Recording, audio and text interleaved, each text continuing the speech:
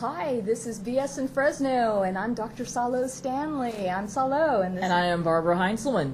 And welcome to another edition. I think this is our 6th show here on CentralValleyTalk.com. Yes.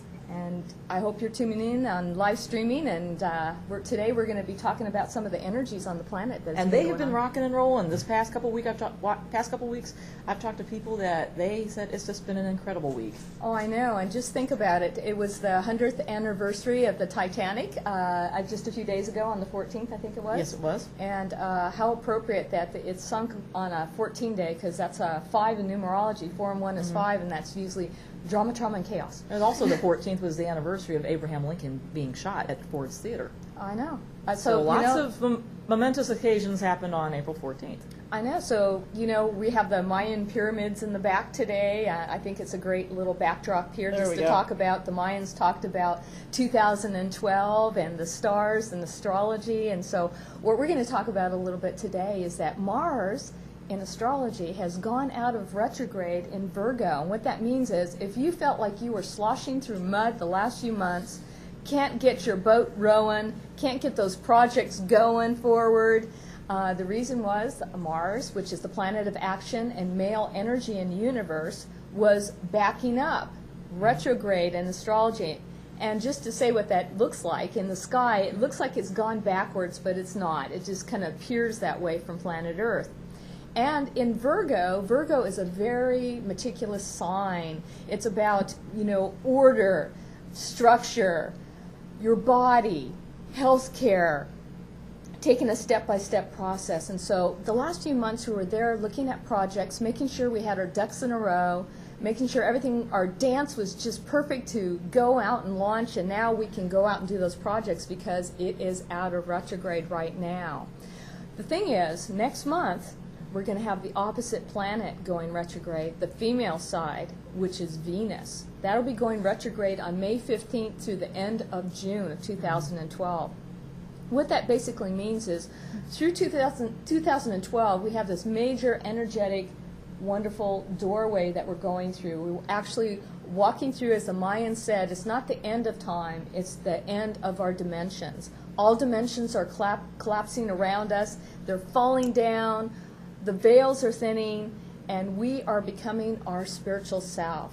It's not doomsday, it's bloomsday. We are spiritually awakening on the planet.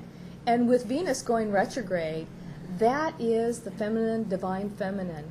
It's about what we really love to do in life. And so over the next month or so, we're going to say, is this project something I love to do? Is this job something I really love to do? Are these friends something that is very copacetic and harmonious for you in life?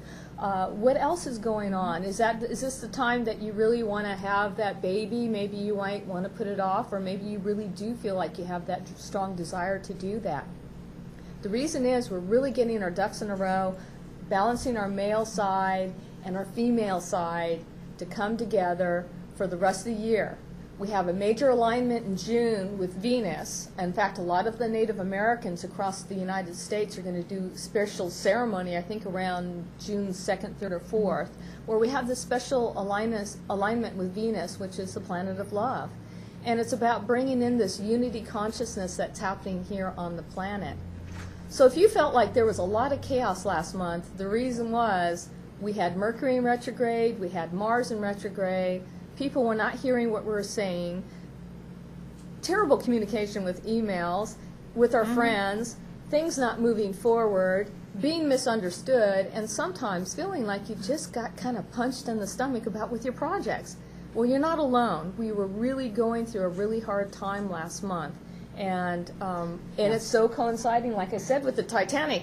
I've been telling people for years, get your lifeboat ready, get off the Titanic, and head for the new Earth that is happening right now. There's a lot of your friends out there that are still on the Titanic thinking everything's okay. They're still spiritually growing and expanding, but they may do it the hard way. We don't have to do it the hard way. We can do it with grace and ease, harmony, and balance. And so we're going to be tried this year with our self-mastery.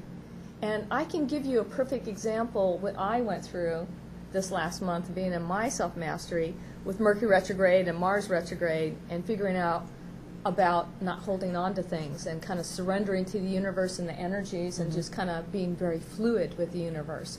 Sometimes we get these major challenges and it's going to say, hey, what you going to do about it?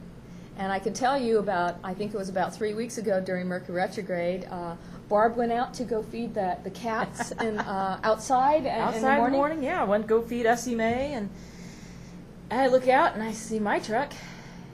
And I look around the corner and it's like, I call back in the house and I said, Salo, where's your truck?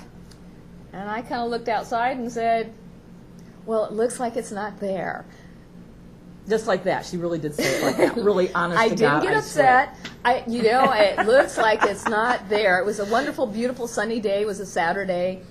And the only thing I thought about, I wasn't mad about my truck being stolen. I was more upset about my Starbucks cards. I had $50 worth of Starbucks in there. So, yeah, that and we was love the going to bummer. Starbucks. And we also lost Roger Perry's CD. Yeah, which we love Roger Perry. We love that CD. You know, as Peter said, I mean, there's no one that sings like Only the Lonely. And what my other favorite song is? Oh. Dun, dun, dun, dun, dun, dun, dun, dun. Oh, Every Day. Yes, Buddy I love, Holly. Yes, he sings that awesome. I just love that And song. he sings so many other songs so awesome, but when he does Roy Orbison, oh my gosh. Well, It it's goes just right through your heart. divine, I would say, in the It universe. is. But I So- was majorly challenged, so That was a challenging day. I told her- We had other things we wanted to do that day, namely our taxes. I wanted to get my taxes done. I didn't want to be calling up the police and talk with the insurance adjuster and all dealing that with sort of stuff. rental car or lack Yeah. thereof. Well, I called my insurance adjuster and told him what happened. I called up the police. My insurance adjuster said, hey, we got you a rental car. Your insurance covers it. Go down to, the local, I won't mention their name. Mention the name? But when they're I went, local and they're real yes, close. asked for, I won't mention his name. But I went down there, said, hey, my insurance agent called, and they go, oh, yes, I remember you. Are you Salo? Yes. And they said, well, we had a car, but, unfortunately your insurance agent didn't make a reservation, so you have to come back on Saturday. I mean, on Monday. Isn't that special? On Monday. I'm like, oh, my goodness. And so I said, well, fine. So I called up my insurance agent. He said, well, that wasn't supposed to happen. I will deal with the supervisor on Monday, which they did. They got that straightened out. But here's the thing. I was a little frustrated by that, but I had to look at that as a spiritual lesson. And anytime we get involved with our spiritual lessons, it's important not to blame others or get mad at others. It's important to look at ourselves and have self-responsibility. So I asked the universe, show me what's next. Show me what I need to do. And I did, and the first thing that came into my mind was my nephew Clifford. Well, my nephew Clifford passed away about 3 years ago. He was about age 22 or 23 when he passed away. And he said, Aunt Salo, I have a car, a truck, in fact, sitting in the garage that nobody's been driving for about 2 or 3 years. In fact, I think it would be good for you to ask your parents who have the truck right now if you could use it because, every time my mother goes and drives that car, she cries. And all my boxes are there since I passed away. And I think it would be really good for you to get that car out of that garage and allow them to move on in life and to clean out that garage. And I was thinking, geez, I'm pretty self-empowered. I hate asking my parents for anything. But he said, no, go ahead and do it. So I did.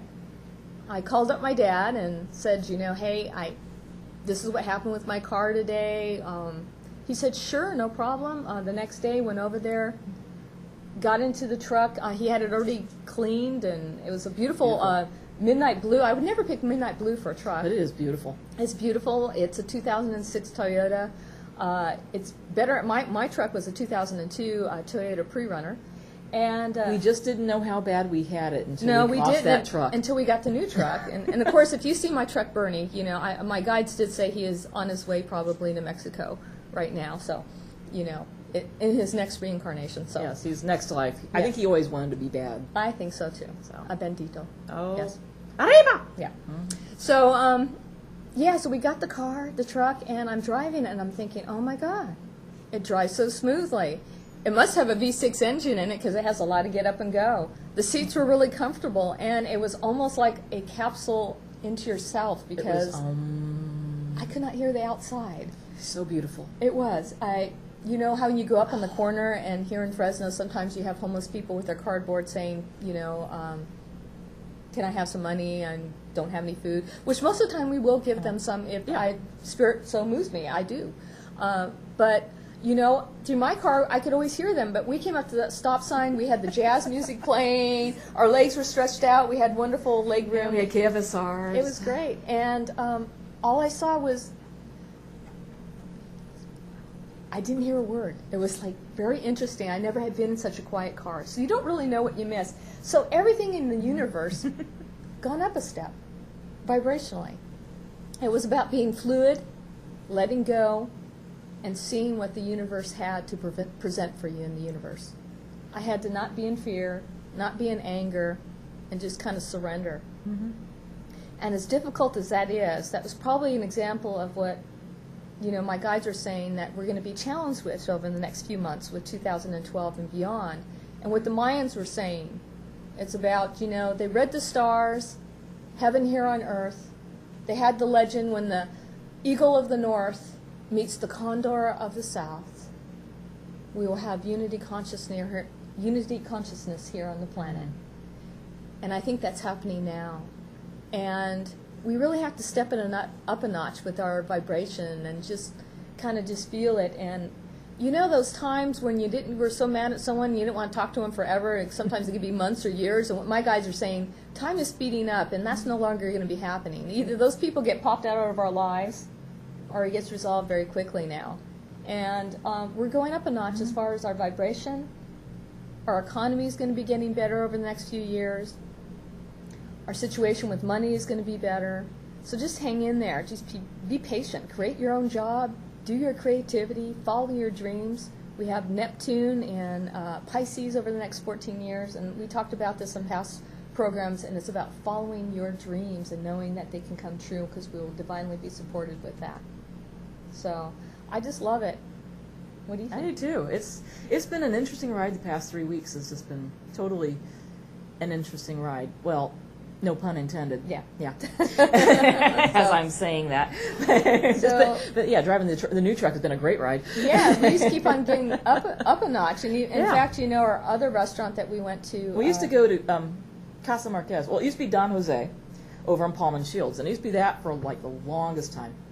And then it used to be, he sold it, Rusty sold it, and it was Casa Marquez. And that was really good. They kept the same recipes. And then all of a sudden one day every Wednesday we go to this place, and because I have to have my hit of Mexican food. And on one day it was closed. And it's like, okay, I'm good, okay. So a couple weeks later it opened, and it's La Fonda de Ophelia. Mm-hmm. And it's really good, folks. Palm and Shields. The food is really good. Food is excellent. The service is quick. And it's like hot plates. Hot plates, service. Very clean inside too. It's like somebody just took a scrub brush or a toothbrush and they cleaned everything from top to bottom. It's incredible. It's really, really good. They have their liquor license. They have everything going on. Excellent food. And we like to promote small businesses because that's what it's about here. It's community here in the Tower District. And it's about promoting small businesses and just, you know, and that's where our economy is going to be going and everything. So I think that's just great. I just love it and everything. Cool. And so, you know, and speaking of promoting small businesses, we are coming up on a commercial. So we'll be right back after this. Talk.com. And we're back, and I'm Salo. And I'm Barb. And this is BS in Fresno. And talking about local businesses that we were just talking about, we love promoting because that's the way of the future. That's how our economy grows is, you know, start locally, then globally. That's what it's about. Mom and Pop is back. Yes, for sure. We have our little wonderful Mexican Western shirts on today. Well, because we went downtown at lunch at the downtown Hofbrau, which was really, really good. Oh, they have great excellent turkey. food, and the baked beans are to die for. They're really good, and so is the potato salad. Potato salad That's is awesome. very, very good. So check it out. And then after you get done with that, then turn around, take a couple of steps out, and walk down Fulton Mall, because that's where we were just kind of meandering around. I guess you had the intention of getting a shirt. I had no intention whatsoever. I just came along for the ride. Well, you know, we saw this wonderful little Mexican store, and it's called El Patron. El Patron. Yeah, it was great. Ba-da-dum. It was. They have the little, vests and tuxedo things. They do. And then I saw the little ostrich boots, cowboy boots and hats, and I said, let's go in here, and it was great. And so I saw this shirt. I just love it because it has embroidered cowboys. It's got the little horsies. And it's very retro 50s kind of like, and I love the button snaps and the old-fashioned sleeves that they used to have, and it's very soft and nice. And I'm the Capricorn, so I went right for the sale rack. I went to the 1999 rack, and I found this really cool black shirt. I know you can't see the embroidering, but it has embroidering around the cuffs, right here, down the front, and also, if I turn around, it has embroidering on the back. Yeah, I think it needs a little rhinestone, but that'd be cool. Oh, girl, everybody needs a little rhinestone. But I know, I searched for this on the internet, and it was like, tons of money. Anywhere from, $50 to $98 for a really cool retro 50 shirt. And we're helping a local shop. We're helping the local economy. It was great, and this was under $30. It was kind of cool. So we loved it. We're taking El Patron. We will be back. Yes, and we love you, Michelle, for waiting on us. Yes, You had such great, she helped. Great customer service. She helped us with the shirts, answered our questions. She was great. Yeah, we love it. So and they had all the fountains going on down there. So the people down. Thank you to the private individuals that had helped fund the fountains, because that makes a difference. We loved it, and especially on a sunny day today, it was great looking, and little kids were peeking at the edge. So it was fun. It's a lot of fun. That's what it's about. So I just wanted to go back when we were talking about our spirituality in 2012 and the energies on the planet that are happening. We also had these solar flares that occurred the last few days. I think it was around Monday or Tuesday of this week. You could go onto the NASA website, just tune into NASA, type in Google NASA solar flares, and just put in Monday's date, and you can see an actual video of these enormous explosions of the sun. And you think about it, we're electromagnetic beings, and when we get affected by these solar flares, radiation, we're getting more increased light in our body, and from that we're spiritually waking up. And the downside to that is, when we're spiritually waking up, we also get that dark side that likes to rear its little head. Our little issues come up and everything, which we've been challenged with this last month or so. But the good news is we're starting to move forward. We're not going to have to struggle as much. But remember, not all of you to rush to the front door that's open right now, because we still have to wait for that Venus to go out of retrograde sometime by the end of June. Then for sure, your dreams, your projects will go very, very smoothly till the end of the year, which will be great. I love it. So we had those solar flares. The other thing is, right now we have in the background Manchu Picu. It's a wonderful little spiritual place. I went there in 1997, June of 1997. There was a major Venus alignment there for the summer solstice. And one of my friends, in fact, a husband and wife team, asked if I wanted to go to Peru, and I really didn't want to. Because I don't like traveling in the plane so long, and I didn't have an aspiration to go to South America. But they wanted to go, and I didn't have anything else to do, and so I said, okay, I'll go. And the night before we were supposed to go, the husband and wife got sick. And I had to go on a trip with 70 strange people on an airplane from L.A. Which is what you always want to do, right? No, it wasn't something I always wanted to do. And on top of that, how we have our fears, the universe loves to present it in our face, My fear was going to a strange country, eating something and getting sick, and I was just hoping that wasn't going to happen. So I get on the plane, we travel down there, we go to Lima, Peru, which is very at sea level. It was great, wonderful. Met some really cool people.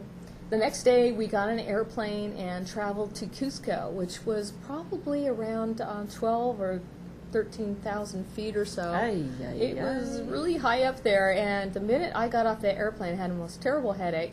And so then, in order to keep you from getting altitude sickness, they usually have you drink coca tea, which is like coca leaves, what they use for cocaine. Or they have you chew the coca leaves, and that was fun. So I got my energy back, which was kind of cool, and that was cool for a while, but until I got onto this wonderful bus that had everybody, 70 people in it, and there was only a seat in the back for me. I get car sick, and so I was in the back of the bus going in the Andean Mountains up at 13,000 feet, these windy roads, and I was not feeling well. And finally, after a 2-hour ride, we finally arrived at the Valley of the Incas, Urubamba. It is the beginning of where the Amazon River starts, and it was such a beautiful place. And when we arrived there, the shamans were there in their wonderful garb, in their headdress and their wonderful ceremonial clothes. And so we were supposed to have present them with 3 cocoa leaves as they blessed us. And so we were in this room, and it was all tile floor and chairs. And we were sitting there waiting, and I had my 3 cocoa leaves, and all of a sudden, all that driving in that bus and everything, I was thinking, oh my goodness, I think I'm going to throw up, but I was trying not to. And I'm like, fear struck me, because here I'm having my worst nightmare come true. So it's my turn. I go up to the shaman, I give him the 3 cocoa leaves, and in that moment, I vomit on the shaman. Yes, in Peru. In front of 70 strange people I don't know. Sounds like elementary school, doesn't it? It was terrible. And not only that, you think once is enough. It wasn't once, but it was 3 times. If you're going to do something, be thorough at it. I did it. I don't know, the Holy Trinity or what, but I did. And, and to this day, I still haven't embedded the sound in my mind because of the reverb of the tile and the tile floors that really made it really bad sounding. And at that time, I remember I went and sat down, and this wonderful man came and put his arm around me. He said, Salo, welcome to your spiritual journey. You're the first person to spiritually transform here in Manchu Picu. You should be congratulated because you did it so quickly. I had no idea what he meant by that at the time. And then for 3 days, I couldn't eat or drink anything because I had altitude sickness. It was terrible. I had to use oxygen the first night, and here I felt really wimpy compared to some older people that were doing fine. And I couldn't eat anything. And so I was thinking, what is the spiritual lesson in this? And my guides at the time said, it's about meeting your greatest fear and being in your self-mastery again. And I thought, okay. Well, I started to understand why I didn't eat for 3 days and why this happened, because when Friday came, I snuck into Manchu Picu with 2 of my friends there that I met. We got some blankies from Agua Caliente, which is about 20 minutes south of Manchu Picu. It was very cold still at night, and we just got our blankies and we hid in the state park there at the park there at Manchu Picu with the llamas, and that was very interesting. And at night, and just watched the stars. And I can tell you, when I walked Manchu Picu, you can actually see the shadows of Incan warriors with their headdress. I'm not kidding. I kind of looked, what is mystically happening here? When that place gets dark at night and it's near the solstice, I think magical things happen. My guide said that there's a crystal city above this city and to look for it the next day. Well, the next day when I got up, the shaman said, anything of value, put on the altar and I'll bless it. So people put their crystals and their stones and things on the altar. I had my Native American flute, so I put that up there. The next thing I know, I get back in the crowd, I'm waiting for ceremony, waiting for the sun to come up from the Andean mountains, and the shaman takes my flute off the altar, and I'm thinking, what the heck is it? What'd you do now? I know, I'm always in trouble, What'd you do now, Salo? And he comes up to me and grabs my shirt and says, you're going to join me in ceremony today. I want you to play the flute as the sun's coming up over the Andean mountains. And I tell you, the energy that was coming from this man, and his name was Walaru, was enormous. That I was standing behind him as the sun was coming up over the Andean mountains here at this spiritual place. I felt like I had a major download, and it just brought tears to my eyes. Well, after that, the young gentleman that first greeted me and said, Salo, welcome to your spiritual journey, his name happened to be Kevin Ryerson. And he is a major channel for Shirley MacLaine. And I didn't know I was hanging out with him all week. And, and he said, Salo, I loved you playing the flute. I'm only picking 7 people to go underneath the city of Machu Picchu. There's a little ancient cave underneath there, under the altar of the sun. We're going to do the sun ceremony that the Incan warriors used to do. Would you like to join me? And the reason I'm asking you is because in ancient times you had to fast for 3 days and 3 nights. And you were one of the first people to fast. And so I think getting the calling that you're supposed to do this. And I never felt so honored to go underneath that cave, that wound, in the darkness, underneath Machu Picchu, and just play my flute there in the dark, and feel like, all your fears being presented with you, and then as you emerged at 12 noon with the sun hitting this special spot in Machu Picchu, I just felt very honored and very downloaded with the energy. And then we had to do ceremony to the 7 sacred windows that face Machu Picchu, and we did that, and I kind of ohmed and toned with sound, because that's what we do with sound therapy too. It reverberates against the stones. My guys are saying the granite, the crystalline structures, and everything. You get an actual download of the DNA and everything. And I just think that was just the most wonderful trip I ever had in the universe. And I'm hoping sharing this story too that helps give you a little inspiration to know that this world is going to be getting better. Hang in there. We may be having our challenges, but just meet them face on, run through it, and know that you can do it. And we're going to go to commercial right now. Talk.com. And welcome back. This is Salo. And this is Barb. And I'm looking at the monitor, and those are really cool horsies on your shirt. I know, I love it. Isn't that great? Yeah, I love Elpa Throne. I know. When I was a kid, I always loved shirts like this, and I was kind of a tomboy, like wearing cowboy boots, and I did too. I had Roy Rogers cowboy boots. That's so cool. I hope I'm not dating myself. I had the cowboy boots from Kmart, and my brother, my sister, my mom, and dad will all attest to the fact that I wore those cowboy boots all over the place. And I had my own style. I had this little T-shirt that my grandmother used to work in a laundromat, and of course people would always occasionally leave clothes, and so one of them was this little tiny shirt that perfectly fit me, and it was a T-shirt called "My Son the Lawyer," and it had like a little pocket drawn on with little pens and things, and a little vest, and it was really great, and I loved that shirt, and I wore it all over the place, that and my cowboy boots and a pair of shorts, and I was so cool. I looked so good. My family just didn't appreciate it at the time. And my brother and my sister would just kind of like roll their eyes, because I also carried around this little bunny rabbit called Bun, and I would just carry him around. And I was styling. I was a cool kid. Well, and didn't you always say that someday, even at age 2, you said you'd come to California? Oh, yeah. I look out the window about age 3, and it's like, I remember like some March day, it was like almost really kind of cloudy, because in central Illinois, it's like, March can be kind of crappy sometimes. And I look out, and the snow is still on the ground, it's kind of melting, too kind of cruddy to play, and I look out and I say, I just got to move to California.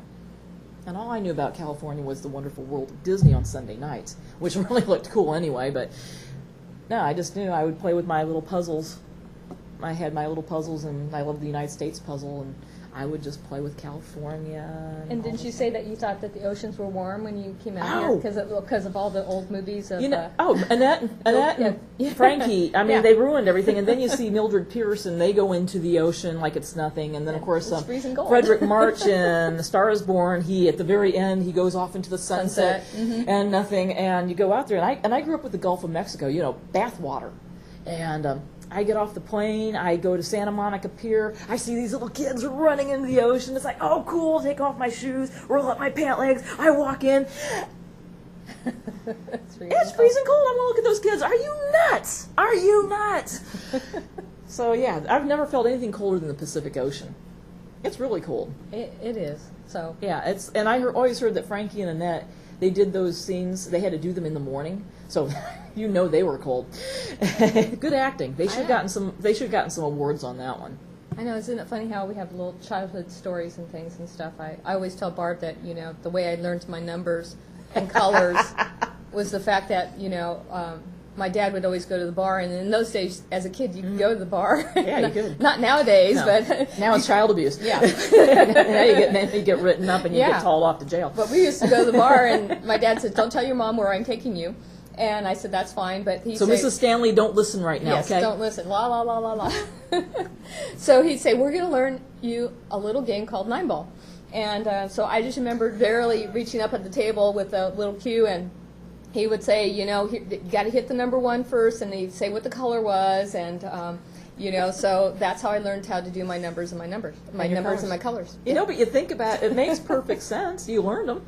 Yeah, I did. Well, I thought everybody grew up like that. I told Barb all the stories I had because my grandma lived next door to a wonderful lady named Dee Dee who had one of those rubber flower hats on with the cat-eye glasses and the leopard skin bathing suit with the high heels and the big dangly earrings. Mm-hmm. And she had this big globe out front that sometimes it was white and other times it was pink or red. And little did I know that she was not a hoarder or a junk lady, which we thought, but I think she was a lady of the evening because every night my bedroom would face her kitchen and every weekend would be some different guy. A different guy. So, and then I found out she was really bad at relationships. Yeah, and I didn't find that out until we used to go down to Woods Ice Cream down at the corner, and we got a sundae for 25 cents, and I was about maybe 4 or 5, and then, of course, my mother would just throw us out of the house, and of course that would be considered child abuse now too again. So I would wander down to the ice cream place, but little to know there was next door was the pornographic place where the magazines and everything. Mm-hmm. And I didn't know. My sister dared me to go in there, of course, and of course I go around the corner and see the glass cabinets and was very surprised. And even more surprising was the lady behind the counter, which was Dee Dee. And she said, and she talked like this, and she said, "Where's you? You're not supposed to be in here." So I go, okay, I got in trouble. So I thought everybody grew up like that in San Jose, but I can tell you right now, I never lived next. Well, we had a Desitail. She was quite interesting, and her big thing was like she'd be screaming to the whole neighborhood, "Ain't you got no beer?" So that was the closest we ever came. Well, I know. So going from our childhood, we have these wonderful Reiki symbols here. We're going to go on the other positive side. We're going to talk about prayer. Okay, we're going to talk about something spiritual now. Yeah. Okay, well, isn't that special? Okay, we're going to talk about Reiki. So we get a little serious.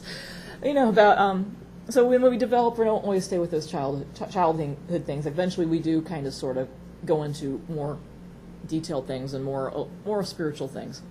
And one of the things that I did around 2003 was I got my Reiki 1 and 2. And it was kind of cool. I was like, oh, sure. I traded with a woman down the hall at the time. And I said, sure, yeah, boy, I've heard about Reiki. Yeah, let's do that. And people would say, oh, Barb, you've got Reiki in your hands. I'm thinking, yeah, right, okay. So we traded. And also one of the things that she told me, and I just kind of like let it slide over my head, was that, when you take Reiki, things in your life are going to, things that are working well are going to continue working well. And things that aren't working so well or need to kind of shake out of your life are going to be shaken out of your life. And I guess depending on how tightly one holds on to them, or depending how hard it's going to come out of your life.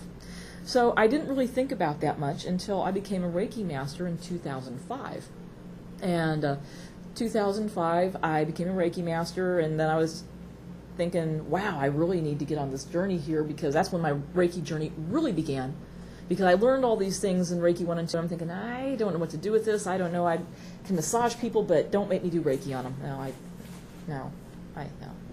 But I think your confidence has increased a lot. Yes, quite a bit. Like yesterday, I had more Reiki sessions than I had massage, and I just loved it. I had a great time yesterday. Yeah, and we'll give a little shout out to our special little friend, Gabby. Gabby. Thank you. Yes, yeah, Gabby. And so, and then I started teaching Reiki classes, teaching Reiki 1, Reiki 2. And when one teaches Reiki, when one teaches any subject, when you start studying more, you start learning more. So every time I teach a Reiki class, I always learn something new, or always learn more about the topic I'm learning or teaching. And so I was teaching one of my classes and saying this, it's like kind of do, when you take Reiki, it's the 40 days, 40 nights, things will change. And I all of a sudden I thought about my own life. I'm thinking, well, that really didn't happen to me. And then I thought about it, it's like, no, it did. My massage practice got better, and that continued really well because that was working well in my life. But there were some other things in my life that were not working well, and I got out of those things and out of situations. Yeah, you met me. I met you.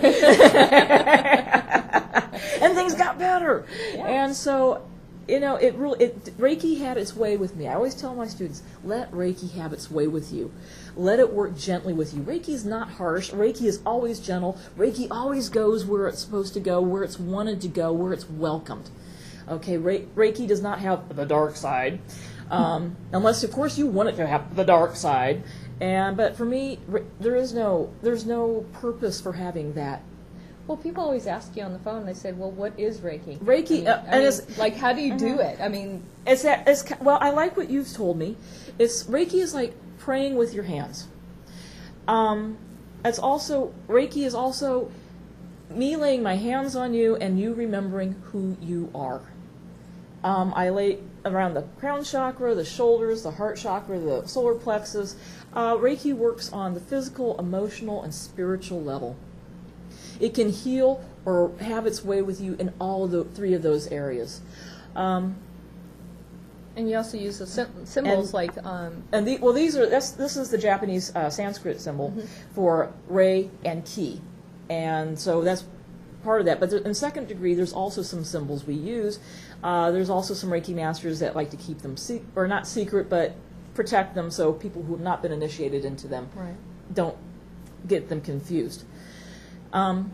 And I think it's like a tool, as anything else that anybody learns in life, is like, whatever resonates to you. Some people are going to be resonating to Reiki, a Reiki practitioner, or they might be interested in it because it's calling them. You might have been a past lifetime healer. You're here in this lifetime to now.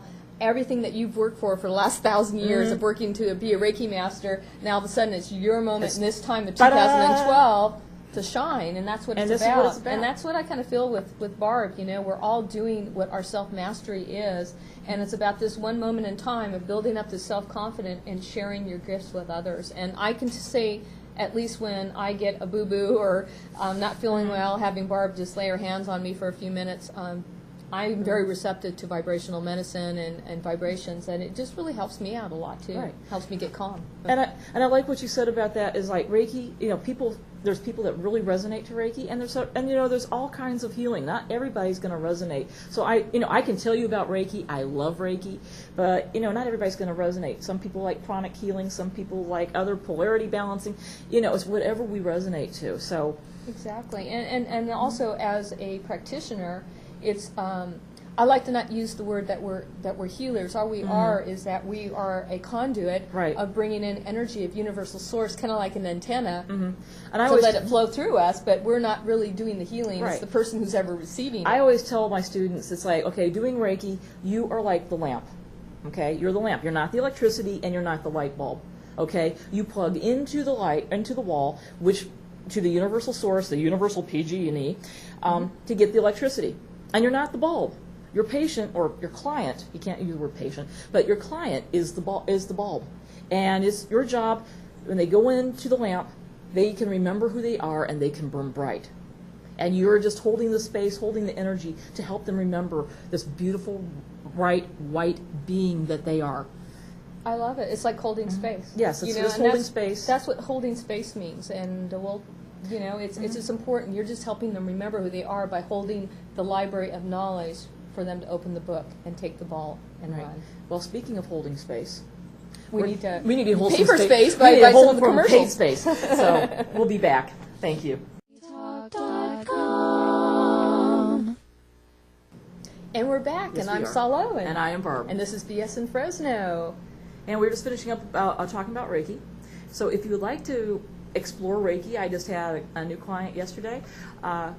Check out www.barbhcmt.com and check out my massage and Reiki page. My rates are it's a sliding scale, $25 to $65, depending what's in your budget.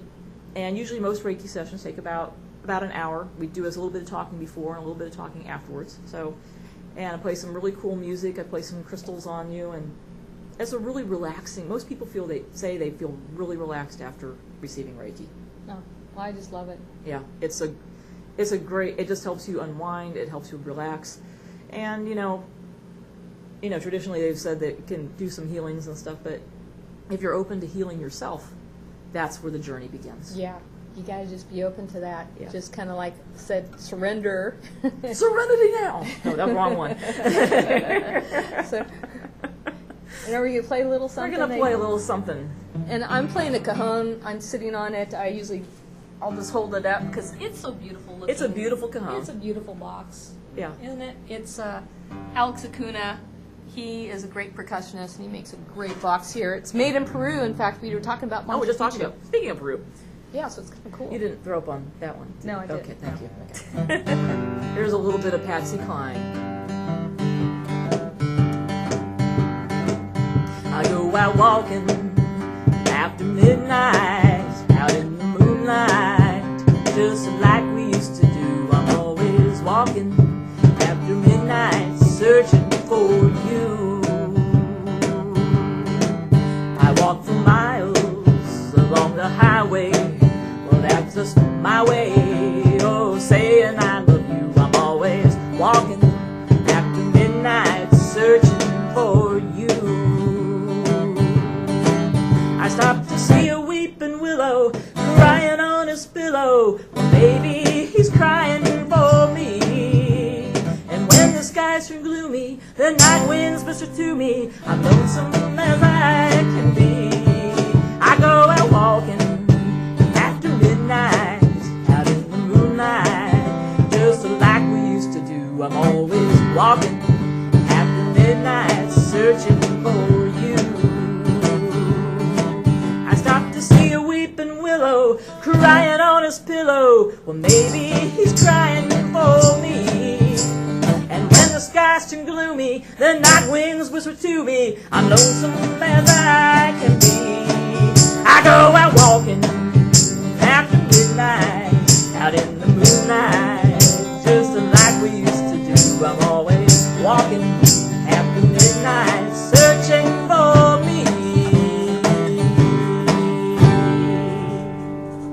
All right. All right. I love it. Patsy Cline. She just love Patsy Cline. Doesn't she sing a great Patsy Cline? Thank you. I love it and everything. I just want to give a couple shout outs to Mike and Bear from Visions into the Past Paranormal.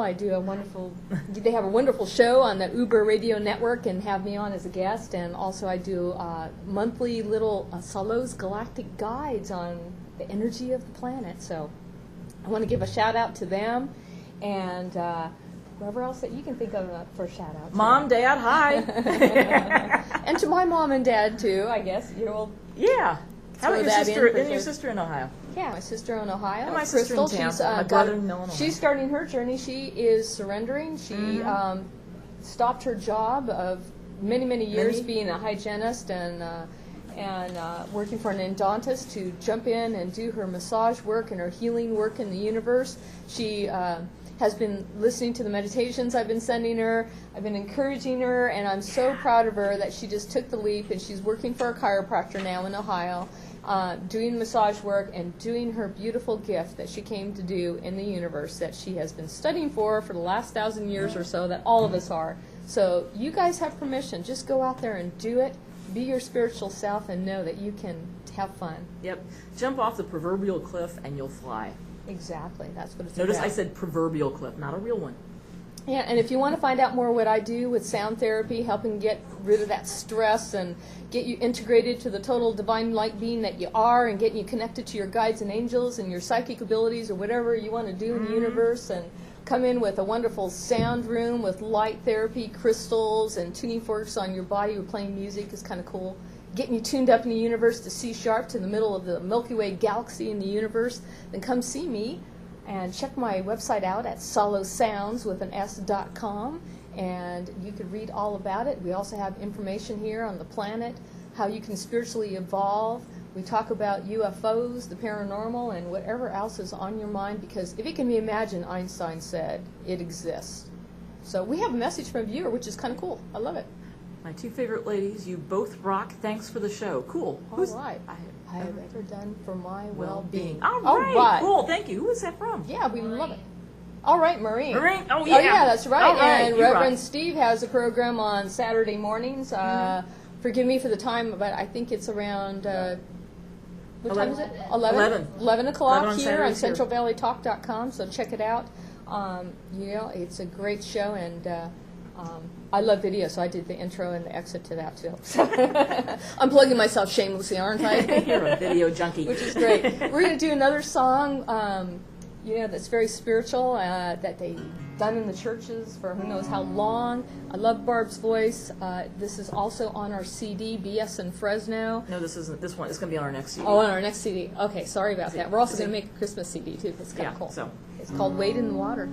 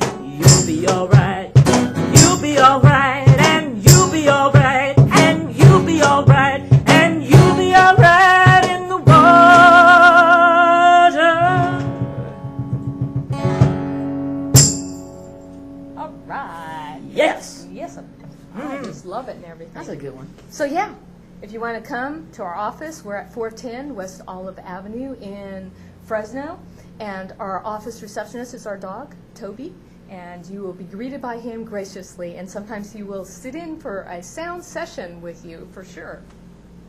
And anything else you want to say before we go? I think that's it. Just come visit our websites. Thank you for joining us. We appreciate you. Yeah, and we'll probably be here at the end of May. I'm going to probably have one of a wonderful sound healer, Alea Dow, from Santa Barbara, and she'll be talking about her Cups of Consciousness meditations, which I highly recommend for my patients, and it will help you get through these rough waves going in the universe, that's for sure, and everything. So when you wade in the water, you'll be all right. Yeah, that's right. When you wade in the water, you'll be all right. All right. So, bye. Going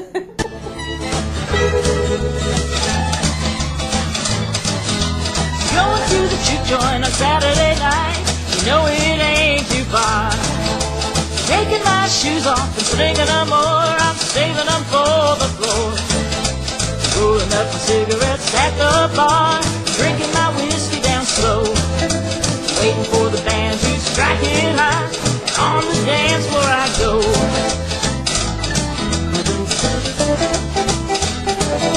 The band's getting louder and the babies are tight, can't stop having this fun.